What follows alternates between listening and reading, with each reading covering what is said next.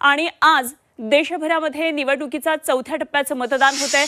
महाराष्ट्रामध्ये 11 मतदारसंघामध्ये आणि देशभरामध्ये 96 मतदारसंघामध्ये मतदानाला आता सुरुवात झालेली आहे। महाराष्ट्रातल्या ज्या मतदारसंघामध्ये आज निवडणूक आहे, मतदान होतंय, यामध्ये आहे नंदुरबार, जळगाव, रावेर, जालना, छत्रपती संभाजीनगर, मावळ, पुणे, शिरूर, अहमदनगर, शिर्डी, बीड या मतदारसंघांचा समावेश आहे आणि या ठिकाणी हाय व्होल्टेज अशा लढती पाहायला मिळणार आहेत। यामध्ये पंकजा मुंडे, अमोल कोल्हे, सुजय विखे पाटील, निलेश लंके, मुरलीधर मोहोळ, रवींद्र धंगेकर, वसंत मोरे आणि संदीपान भुमरे, रावसाहेब दानवे, चंद्रकांत खैरे, रक्षा खडसे अशा अनेक दिग्गज नेत्यांची प्रतिष्ठा या चौथ्या टप्प्यामध्ये पडायला लागली आहे। तेव्हा आता मतदार राजा कोणाला कौल देतो हे 4 जूनला समजणार आहे।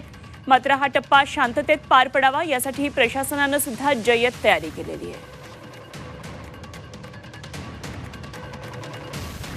तर आपण ही थेट दृश्य पाहतोय पुण्यामधून। यामध्ये चंद्रकांत पाटील मतदानासाठी आल्याचं आपल्याला पाहायला मिळतंय।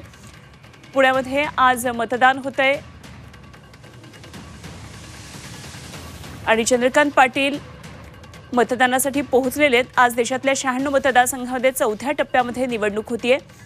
आज अनेक दिग्गज नेत्यांची प्रतिष्ठा पडायला लागलेली आहे। पुणेकर आज कोणाला कौल देतात हे पाहावं लागणार आहे। पुण्यातल्या लोकसभेचा इतिहास सुद्धा अत्यंत रंजक आणि तितकाच रोचक आहे, त्यामुळे पुणेकर आता कशा पद्धतीने हा प्रतिसाद देतात आणि काय नेमका इतिहास घडवतात हे पाहावं लागेल।